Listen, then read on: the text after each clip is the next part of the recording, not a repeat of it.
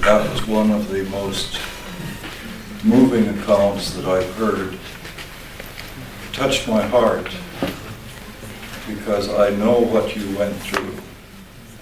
And this above all, I want to say, that while many of us as men have suffered terribly at the hands of the Watchtower Bible and Tract Society and its minions, in most cases our sisters have suffered much more.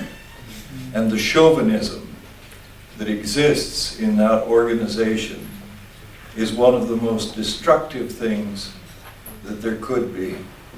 And there is no recognition of the place of the Scripture that there is neither Jew nor Greek, bond nor free, male and female. The Greek says male and female, not male or female. And our sisters have suffered so terribly and have been treated as a hank of hair and a bag of bones.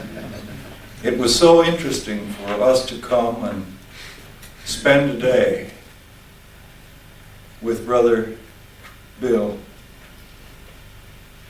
And he, who was disfellowshipped back in the early 1950s and had been raised as a Bible student and a witness, indicated to me that he heard Judge Rutherford use that very phrase, a quotation from Rudyard Kipling. You probably know the poem. A woman is just a woman, but a good cigar is a smoke. That's where he got this from. And it's a horrible thing.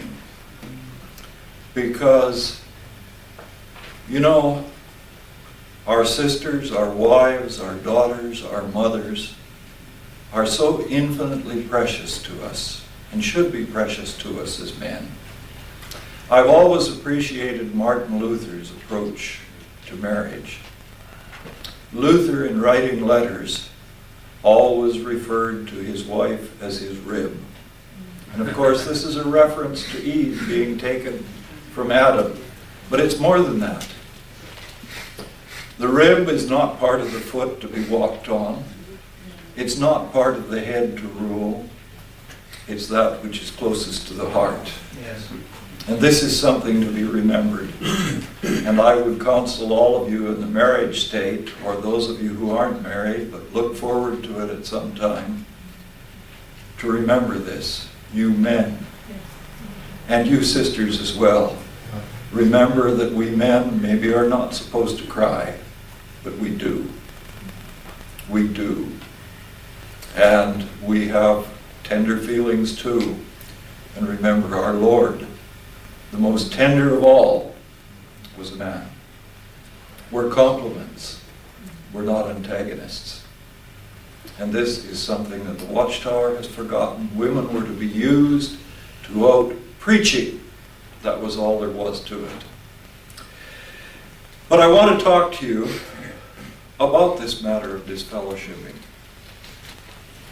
I think, apart from all of the sins that the Watchtower Bible and Tract Society has committed,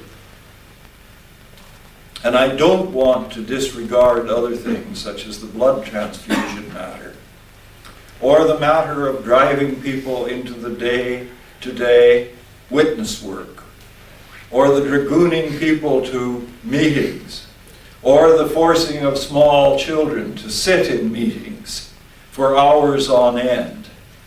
All of those things, I think, were disgusting, terrible, matters of work righteousness. But none of these hold a candle to the matter of disfellowshipment, disassociation, and shunning. And whether they like to use the word shunning or not, that's what it is. They do not control the English language. Praise God. The fact is that this did not exist in the early Bible student movement. Pastor Russell, for all of his faults, and he had many, was a man who, in large measure, drew from the theology common to Protestantism in his day. Many of the things which we tend to be amused at were things that were very common, not only in the sectarian movements of the day, such as Adventism, but within Lutheranism, Anglicanism, Presbyterianism. And they came out of that milieu.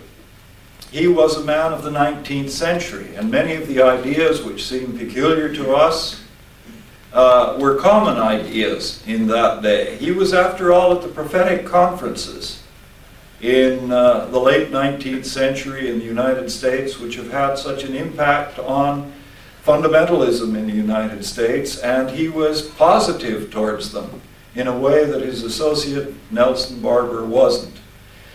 And despite the fact that there were times when he did things that were very wrong, he was arrogant towards his wife, although the problem there seems to have been that they lived together for many years without consummating their marriage.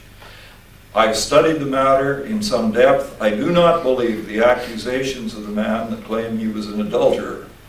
I don't think he had much interest in sex. And I think that one of the great reasons for problems between them was that they didn't have a normal, healthy sexual relationship. And she was a very powerful woman too, believed much the same sorts of things that he did. And if you read her writing, she was a bit of a feminist in her day. But he never came to a point where he believed that there should be anything like a judicial committee in a congregation. He didn't disfellowship people from the organization. During the period of time when there was the New Covenantism, he said some very severe things. And there were times when he stretched the truth way out of shape. But he said specifically, in one occasion, that the elders should never set themselves up as a body to judge other Christians. To do so would be going back to the practices of the Middle Ages. If Pastor Russell were alive today, he would roll over in terror at what the modern day Watchtower society has done. And no less a person than William Snell, in his book 20 Years a Watchtower Slave, brings this out. And he talks about the Bible student congregation in Berlin during the period of the First World War and shortly thereafter. It was a loving organization, according to what Snell says. And although there were plenty of things wrong with the old Bible students, in general, they were loving people. They didn't practice shunning and disfellowshipment. And despite some very strange and misguided ideas and misapplication of the scriptures and false prophecies, it has to be said in no uncertain words, despite all of that, there was none of the hateful judgmentalism in the early Watchtower movement. Russell believed that the vast majority of mankind was going to be saved. He believed that most Christians in the churches were going to be saved. It's very interesting to note that Pastor Russell, that's what he was called. I don't particularly like to refer to him as Pastor Russell, but that's what he was called, prayed to Christ, unlike later Jehovah's Witnesses and Bible students. Where then did this terrible spirit of judgmentalness come in? It came in particularly in the period 1917, 1918, with one Judge Joseph Franklin Rutherford, the judge for 4 days, who is, historically speaking, a purely evil individual. I have done a great deal of research on him, as has Brother Person here who's with us. And we have looked at Rutherford. We have looked at the putsch, or coup d'etat, golpe de Estado, they call it in Spanish, that was carried out by Rutherford in 1917 to dismiss the 4 members of the board of directors. Lies were started. Many of you know that Watchtower literature to this very day, in their latest historical work, claims specifically that these men were driven out of Bethel because they rejected the finished mystery. The book that was printed under Rutherford's auspices was claimed to be the 7th volume, Russell's posthumous work. Well, if you read the finished mystery, and sometime I suggest that some of you pick up the finished mystery and read a bit of it, it makes Alice in Wonderland and looking through the looking glass very staid, sensible works. It is so utterly crazy that you wonder how any of the individuals, or the 2 individuals who wrote this, could have written such utter drivel. It's just amazing to read this stuff. And, you know, I can't understand why the Canadian and American authorities got so terribly upset about it, because it's so crazy that I don't know how they could have taken it seriously and sent Rutherford and his colleagues to jail for the finished mystery. Of course, it was more than the finished mystery. But such a strange work, utterly weird. And then you begin to look at Rutherford's works. In the early 1920s, of course, the Millions Now Living, Will Never Die book. And The Way to Paradise, Van Amberg. And you look at these books and you read them now, and one of the things that comes out over and over again is the false prophecies. Another aspect that comes out of these books is the bile, the viciousness, the hatred, the rancor. These books are just absolutely filled with rancor and hatred. The hatred of the churches, the hatred of the United States, the hatred of the British Empire. Oh my, Rutherford didn't like Great Britain at all. It was part of the 7th head of the beast, or the 8th head rather. It was about to be destroyed because it was the most wicked empire on earth. The only thing that was good about it was that he could come over here and booze without any problem while there was prohibition in the United States. Brother Simmons told me of an old Bethel worker here in the British Bethel who heard Rutherford come home one night, wandering down the hall, stretching out his arms to keep from falling down, holding the walls in the aisle. And Brother Henry, the branch overseer, apparently was very annoyed at him, and that there were words that were spoken and exchanged. A brother in New York had a picture, unfortunately lost now, of Rutherford visiting Italy, drunk, lying out on wine casks in an Italian wine cellar. But these were not the things that were the worst about this man.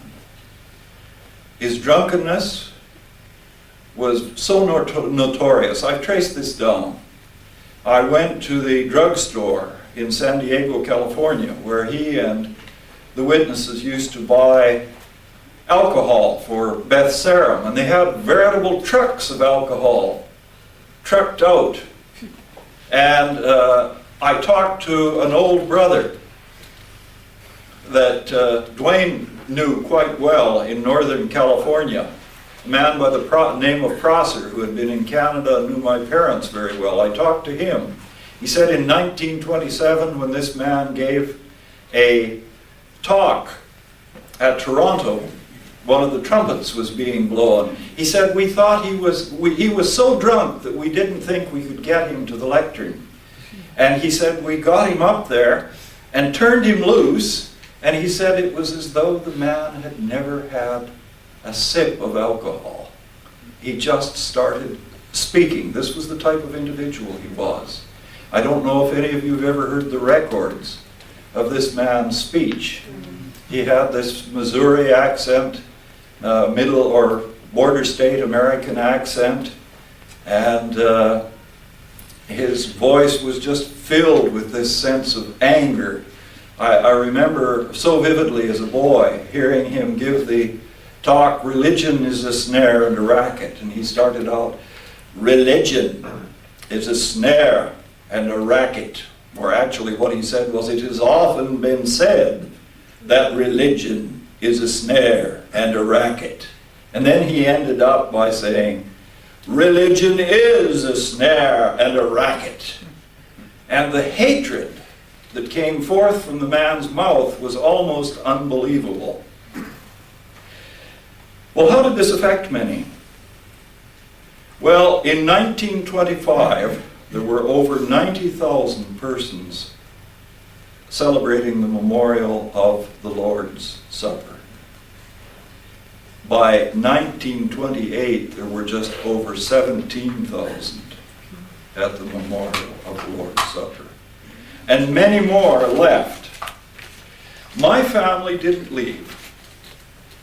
My great-grandfather had become a Bible student about 1900. My wife's great-grandmother, it would be, was associated with Pastor Russell in the 1880s. We had a long tradition within that organization. My grandmother was baptized in 1908. We went through the persecution in Canada of 2 world wars. In the First World War, all Watchtower literature was banned. In the Second World War, it was illegal to be a Jehovah's Witness, and if you had a King James version of the Bible without comments published by the Watchtower Society, you could be sent to prison. This at the behest of the Catholic Church. The flag salute issue was burning at the time, and I was a boy in school. And I suffered for this. The police came to my parents' home in the Second World War, to my grandparents' home in the First World War. We underwent a great deal of persecution as Jehovah's Witnesses. This was one of the things, I think the major thing, which kept me associated with the organization for as long as I did associate. But there was something else about our experience that was different. I never had the fear of displeasing the organization in the way that most of you who are younger than I am did. Why? Because I grew up in a family that was always willing to question certain things that the Watchtower taught. I remember as a small boy hearing my grandmother read about some of Rutherford's false prophecies. And I said to her, "Oh, Gran, that couldn't be true." And she said, "Yes, Jimmy, it was." Before she died as an old woman, she was about 87, she told my wife, "You know, I think it's utter foolishness to teach that the saints were resurrected in 1918. And when Rutherford came out with his doctrine that Adam wouldn't have a resurrection, I remember her telling very openly, "Well, I don't know whether Adam will have a resurrection or not. I leave that to Jehovah. But I'll tell you this, if he does have a resurrection, I want to be there to welcome him." You see, there was this openness. And although I considered myself a loyal Jehovah's Witness, there was never a time in my life that I was afraid to question. And the reason for this was that I was taught by a family that felt that you turned to the Scriptures and you examined everything in harmony with the scriptures, and if the Watchtower taught something that wasn't in the scriptures, you ignored the Watchtower. That was very rare, but that came from that older tradition, you see, that Schnell speaks about. And I grew up with that, and I heard many of the tales of what had happened in the past, and consequently, when I got to be a young man, I wasn't afraid to go on to university. When I did, it was so many years ago now, that I shocked them so much that they didn't know what to say and they didn't bother me particularly. Later on, they began to bedevil me when I became a university professor, and they persecuted our older son terribly and our nephew for going to university. In fact, our nephew dropped out because of them. And they went through pain that I didn't go through. I remember too, in 1966, when the Freedom of the Sons of God book, I believe it was, came out, and with the chart in there about 1975. We didn't go for some reason. We were ill, didn't go to a district assembly, and my mother-in-law came home with the book and was telling us all about 1975. The end was coming in 1975. And I said, this is ridiculous, this can't be. Really, they didn't say that, surely. And she said, yes, they did. Here's the book. You go in and take a look at it. Well, I went in and I looked at this chart, and I was in our bedroom, and I took the thing up like this, and I threw it on the bed, and I said out loud, the damn fools, will they never learn? You know, I knew all about 1925, what had happened in 1925. And why then did we stay with the organization? Well, I think we would have left shortly thereafter, but then came the early 1970s. I went on a sabbatical leave to Spain. The new elders system came into existence, and there was a tremendous emphasis on conscience. And of course, I didn't know it at the time, but this was largely the work of Raymond Franz. And for a few brief years there, in the early 1970s, they defanged the circuit overseers. We had the responsibility of pastoral care, shepherding, going out, treating people differently. And it was for a very brief time. I called it the Prague Spring. Remember, it was like Dubček in Czechoslovakia, and then the Soviet tanks rolled in. Well, that was the way it was. That was the way it was for a brief period of time. And during that time, I became an elder and was very enthused because I thought that there was going to be change, that there was going to be a difference. I largely ignored 1975. I didn't say anything about it because you didn't dare. You didn't dare dissent. But in fact, you were not expected even to keep quiet. You were expected to say, oh yes, that's what the society is teaching. Well, I didn't. And I was looked askance at by some of the circuit overseers. But we stayed, and then things began to close down again. By this time, I had written the history of Jehovah's Witnesses in Canada, the struggle for civil liberties, and although there are certain things in that book that I would certainly change today because I bought some of the accounts of the Watchtower Society or about their own history, which are quite frankly lies, most of it I would defend to this very day because it dealt with civil liberties. Then I began to receive letters from various brothers asking me if I knew about such and such. They were experiencing problems.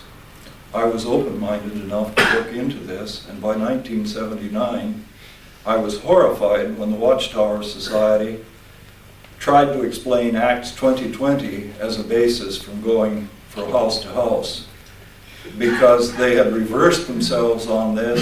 They bobbed off one of the statements. Actually, I went to the Brooklyn Bethel. I was doing research on what became Apocalypse Delayed, my book. And I was so diswrought by some of these things that I went to see two brothers there. I went to see Colin Quackenbush, who filled my ears with stories of the viciousness of Nathan Knorr, he and his wife. And then I went to see Raymond Franz. I could tell that Raymond Franz was in terrible pain, but at the time he said, well, let's wait.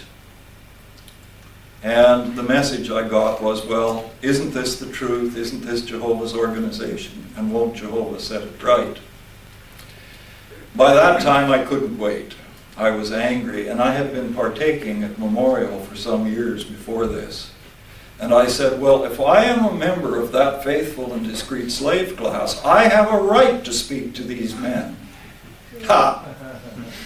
Try and speak to them. The doctrine of the faithful and discreet slave is the greatest myth that was ever created. Why, it makes the idea of Peter being the first pope look quite historical. In any case, I wrote a long 8-page letter, which eventually resulted in my disfellowshipment. 83 people in our city leaving the witnesses, including 2 other elders, 3 other ministerial servants, a number of pioneers, a number left in Ontario, a number left in Arizona. And we decided that because of their wickedness, we would publicize this from one end of Canada to the other. It shocked them so much that they sent Fred Franz up to Calgary to attack us publicly. And the papers came to me and said, well, are you worried about what he says, that you're going to be destroyed eternally? And my reply was, well, his batting average as far as prophecy is concerned is 0, so I'm not really concerned, you see. Ultimately, I was disfellowshipped, and my disfellowshipment resulted in a veritable riot, quite literally. I didn't go. I sent them a note that I wasn't going to the Inquisition. My son took it. My wife and several others went as witnesses on my behalf. They put them in a separate room, and then when I didn't show up, my witnesses got up and walked out. Well, they brought people in from all over the place. They had gone out and solicited letters against me. I was such a terrible person. I was saying things against the society. I had questioned a variety of things. I had questioned the fact that you don't gain salvation by the preaching work, which I sure had. Salvation is a matter of grace. It's not a matter of works. And the result was that eventually they came pouring out of the Kingdom Hall. Well, some of the people who had come over to our house, who were leaving with us, some of the elderly sisters said, let's go back and see what's happening. And our son went back there. Well, I hadn't known anything about this, but a brother down in Washington, Richard Raleigh, known to many of you, had called the Alberta Report magazine. I was a professor, nationally known. I had been the president of the Canadian Society of Church History. And this was quite a thing. The papers wanted to get in on it. Well, when the witnesses came pouring out of the Kingdom Hall, the city servant charged down the street yelling like a banshee after this photographer. And the poor man was so frightened that he ran and hid and finally went over to the university. He was a student and went into a dark room and closed the door and locked it. And my son had gone over with these others, and another fellow started charging out the door, and my son said, leave him alone. He's on the sidewalk. He has a perfectly legal right to be here. This is something the witnesses should have understood. This one fellow doubled up his fist, man about 60, and hit my son in the face. My son has a quick temper and was 28 years old at the time, and he struck him back, and the fellow ended up 3 days in the hospital. The witnesses tried to charge him with assault. The police investigated it and said, well, he started it, so there are no charges on either side. And from then on, the whole thing was publicized. A number of my students went to one of the other Kingdom halls and put up a sign, "Free boxing lessons, members only."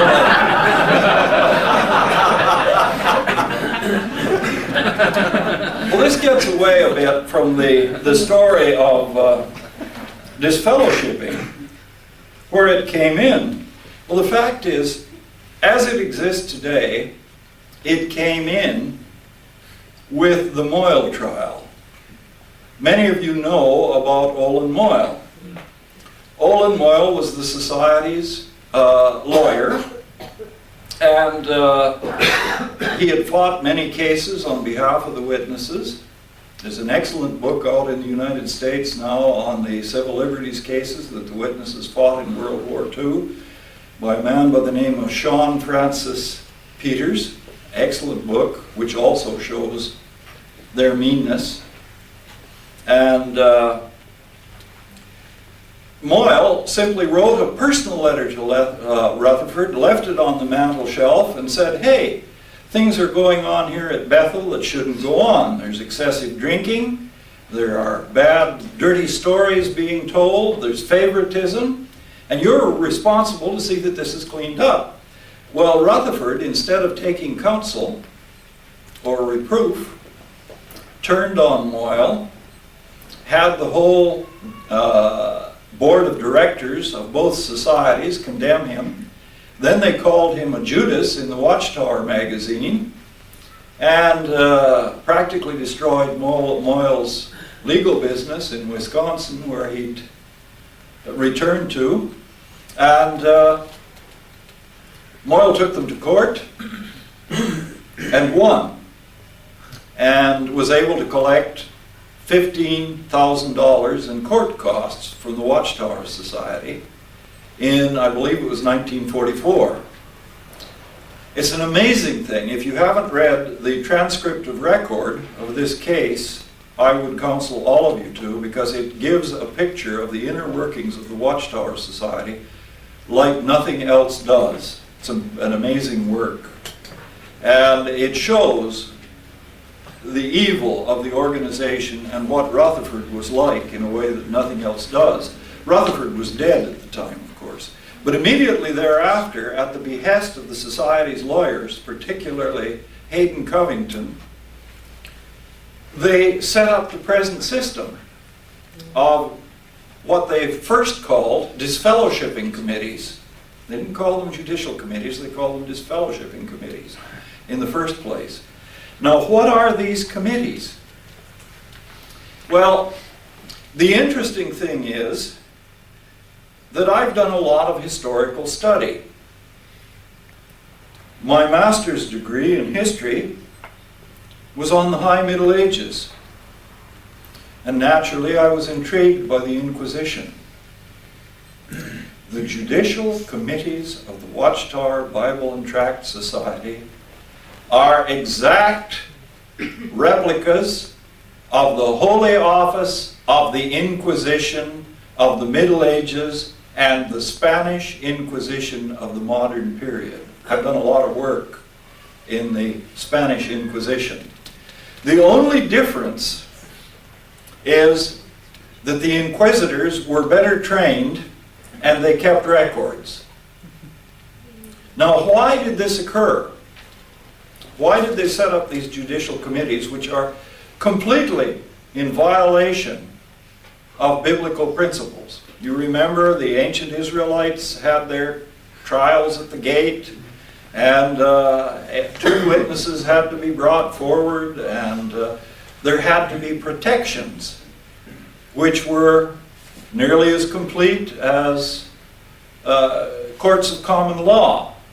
The only thing in British and American and Canadian history that's comparable to the judicial committees is the Court of Star Chamber. And why did they do this? Well, there are very obvious reasons. Number one, under the common law, and this is true in America as much as it is here in Britain or in Canada or in Australia, all common law jurisdictions, there are basically only 2 reasons which will allow you to take a religious organization to court. The first of these is property. If you have a property consideration, and through disfellowshipment or excommunication, you lose your property, that becomes a secular matter and it can be adjudicated in the courts. The other reason is if a religious organization violates its own rules. Now the question is, how can you determine whether a religious organization has violated its own rules if everything is in a back room, if there are no records kept, if you have no one to represent you, if there are no other witnesses present? How in the world can a court deal with something like that? They can't. Then there is the whole question of dissociation. We've heard about that today. What is that? Well, years ago, the Watchtower Society used to complain bitterly about the Catholic Church not excommunicating Adolf Hitler and a variety of other people. The Catholic answer to that is simple. There are some people who are excommunicated latae sententiae, by the very fact that you commit a particular act, you are excommunicated. The Watchtower Bible and Tract Society has borrowed liberally from canon law of the Catholic Church and practices exactly the same thing under different rubrics. In other words, if you are baptized in another religion, or if you should remarry when you're not considered to be free to do so, or a variety of other things, or if you put Christmas decorations on your house, or if you have a party for your 6-year-old child in the celebration of his birthday, you can be disfellowshipped or dissociated just like that. Well, is there scriptural basis for anything like this? One thing that some ex-witnesses fail to recognize is that any meaningful religious organization or secular organization must have rules and must insist that people abide by those rules to be members of those organizations. For instance, if you have a congregation of Christians and you have a man who comes into the congregation and he's a pedophile, you can't say, oh my goodness, we can't do anything about this fellow because the witnesses practice disfellowshipment and some of the Mennonites do, and the Jews, they shun some of their people, the Orthodox Jews. So we can't be hard-hearted like that, and we've got to be loving and forgiving. I think that there's what I call a feather-headed approach on the part of certain evangelicals, and they'll say, when you've been terribly hurt by somebody, oh, you've got to forgive. Personally, I think that the Bible teaches that forgiveness only follows repentance on the part of the person who has committed the sin.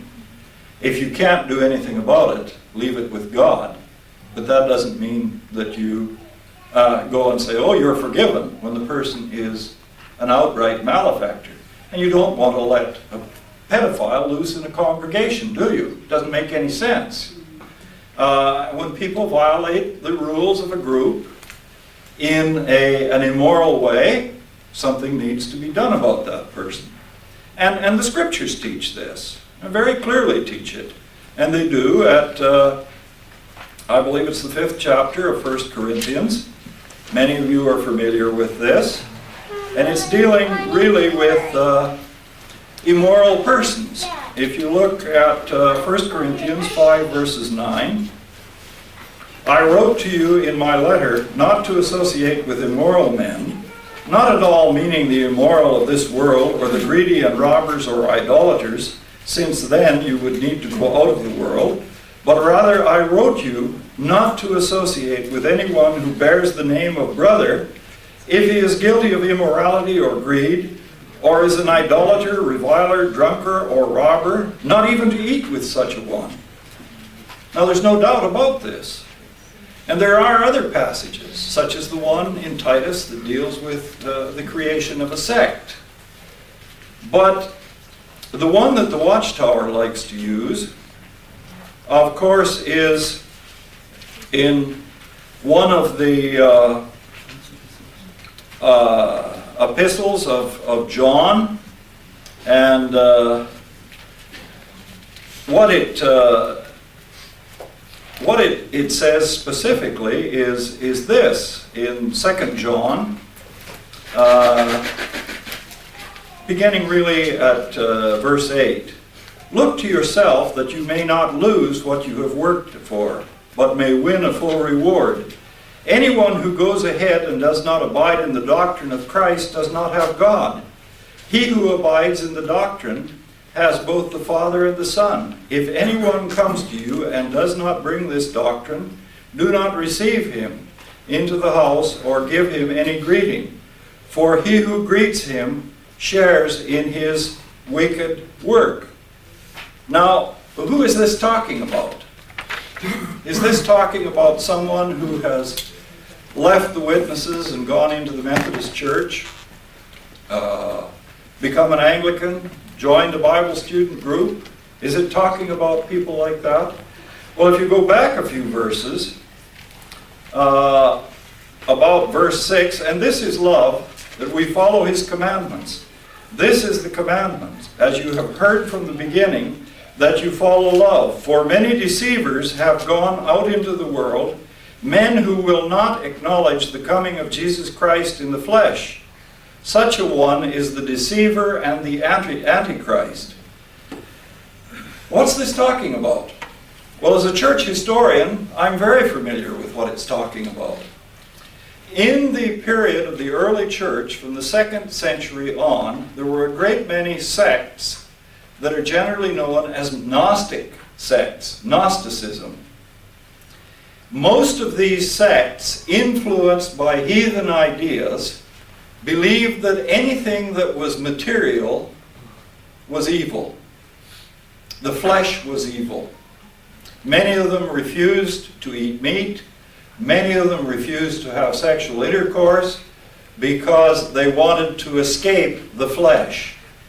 So, what many of them said was this: Jesus Christ really couldn't have been fleshly.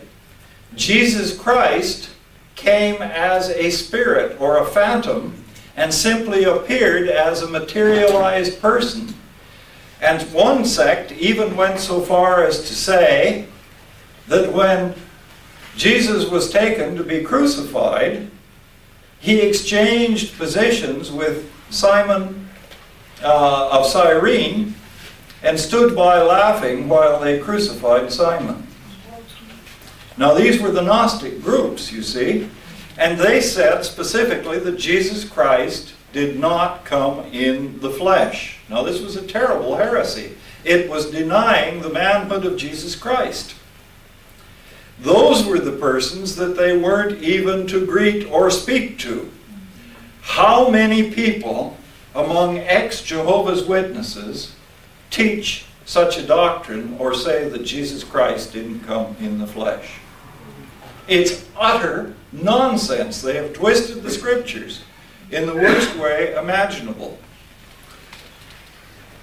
I know of so many cases, terrible cases, friends. You've heard some of them here, the effects of disfellowshipment. I've talked to several of the sisters here. It was a real privilege to hear their experiences on a first-hand basis. I wanted to cry. I want to tell you what it was like to have been an elder in some of those judicial hearings. I sat in judicial hearings where young couples would be brought in, charged with fornication. And some of the elders would turn to the young woman sometime a girl of 15, 16, 17 years of age. Where did you lie when you had intercourse? How were you positioned? How far did he penetrate you? Can you imagine the psychological impact of middle-aged men getting their jollies? Sitting there questioning a tender young girl, something like this. Disgusting is the only word for it. Disgusting. I've known men, too, to suffer terribly. When I was a graduate student at the University of Iowa in the States many years ago, there was a fellow in our congregation. His name was Rudy Hoover. Rudy and his wife loved one another, but Rudy's wife was not healthy. It was very painful for her to have marital relations with him. And he was a very virile man and felt that he needed a sexual relationship. The result was that he became involved with another woman, committed adultery. He begged to be reinstated. He wanted help. He sought the elders. Complete coldness. Absolute coldness. One day I was sitting in a restaurant down in the center of the city, small city, about 30,000 people. We were right beside a tavern. I was there with some of the other students. We heard two shots, two pistol shots. We all got up and ran out in the street. Rudy had gone in, felt that this woman was destroying his hope for everlasting life, that she had seduced him, felt that he had no hope. He killed her, he killed himself. I know dozens of cases of attempted suicide. I know so many cases of parents being separated from their children, children from their parents. Brother Ron Fry, a beautiful brother, hasn't seen his children, his one daughter, his granddaughter, or his great-granddaughter. The only time he's seen any member of his family for years is when his mother died, and she refused to see him before she died. People are cut off over and over again. We were fortunate. Our whole family came out. My aged uncle, my wife's mother, very intelligent woman who had gone through University of Pittsburgh, Columbia University. She came out. My mother came out. My father was dead at the time. My niece, my nephew, my wife's brother and his wife, our two sons, our daughter, our daughters-in-law. Our older son and his wife are now divorced, although they're quite good friends and have a good relationship with regard to the children. The children are now grown. This girl was cut off completely by her family. She called my wife and said to Marilyn, "You're far more a mother to me than my own mother." Two sets of my grandchildren do not know their own grandparents. Disfellowshipping is the Watchtower's weapon, and if this is broken, if they relent on this, or are forced to relent on this, the whole system will come tumbling down. People will start getting blood transfusions tomorrow. They'll start putting up Christmas trees. They'll have birthday parties. They'll be pretty much like everybody else. This is the weapon, the control weapon. The organization, however, is riding a bicycle. It knows that if it stops, it's going to fall off. And yet it's in a position now where it knows that it has to change. It's in very, very difficult position. It no longer has a date to look forward to. On top of that, it's losing great numbers of publishers. The internet is exposing its sins. And I want to tell you this, friends, and I'll talk about this more tomorrow. I believe that while we need to practice defensive court action, such as in custody cases and in blood transfusion cases, I think it is a gross mistake to take the Watchtower Society to court in other areas. And I'll tell you why. I've been working on the history of the organization in Germany during the Third Reich. There is a real backlash among numerous civil libertarians and numerous scholars. Many of them in Germany, some of them here in Britain, and quite a number in North America, who are frightened by the fact that if the religious freedom of Jehovah's Witnesses is taken away by the secular state, as is happening in France, who will be next? There is, all over the Western world, a real anti-religious movement. And personally, I do not want the secular state to be involved in attacking the witnesses. It is extremely dangerous. It will bring a backlash against us, and it will also bring a backlash against many of the churches. I'm very frightened by this. I'm working with this. I therefore believe that what is far more effective is unremitting publicity of the Watchtower Society's sins. And I believe fully in the use of the internet, although I am very saddened by the fact that there are a number of atheistic and agnostic ex-witnesses on the internet who are doing everything in their power to attack Christianity and all religion. This bothers me greatly. I know some of these people and I'm very saddened. I must tell you that although Canadian born and raised, I am a great admirer of one American principle, the principle stated in the First Amendment to the American Constitution. Congress may make no religion for the establishment of a religion or denying the free exercise thereof. We must allow witnesses to have legitimate freedom. We must be kind. We must be totally objective in our criticisms. Everything that we say needs to be proven.